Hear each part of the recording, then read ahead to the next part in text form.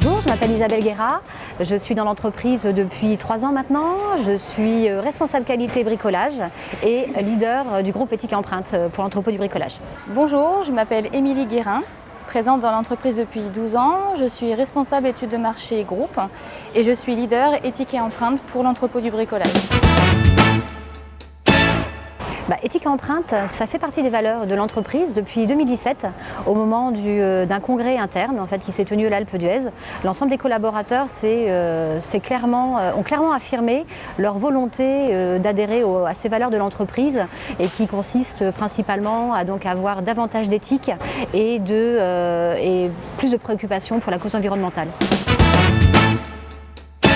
Donc c'est vraiment l'ensemble des collaborateurs du service achat qui a travaillé depuis 1 an sur ce thème. Toute une réflexion a été menée et des ateliers de travail tout au cours de cette année pour définir ensemble quels sont les critères d'un produit éco-responsable, comment définir un fournisseur éco-responsable et voir de quelle manière on peut améliorer justement notre proposition de produits à l'attention de nos clients. Donc aujourd'hui, l'ensemble de nos sites est pleinement mobilisé sur la gestion des déchets.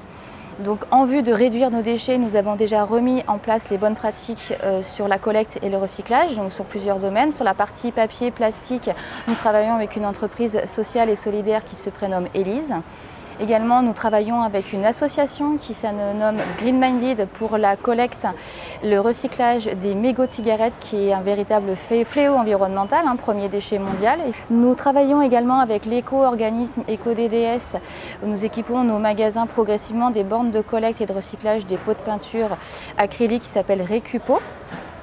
Aussi, nous nous sommes engagés cette année, en 2019, auprès du World Cleanup Day, qui est la journée mondiale du nettoyage de la planète, où un grand nombre de nos collaborateurs et de clients ont contribué à différentes actions de nettoyage sur différents lieux autour de nos magasins.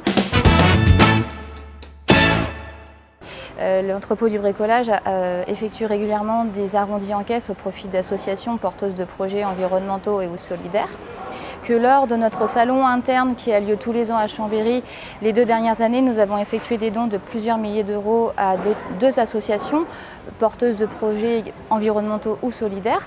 Justement, on a accompagné l'association Rêve pour les rêves d'enfants malades. Nous avons accompagné une ressourcerie pour acheter une machine travaillant le bois. Nous avons également aidé une association qui lutte contre les AVC pédiatriques, à savoir le combat d'Elena.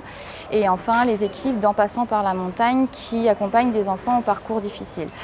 Donc c'est à la fois une fierté, mais en même temps c'est nos valeurs de l'entreprise, donc ça nous semble tout à fait normal. Le plastique, c'est pas fantastique en effet, et la lutte contre les europlastiques va être notre cheval de bataille pour 2020. L'avenir ne se prévoit pas, il se prépare.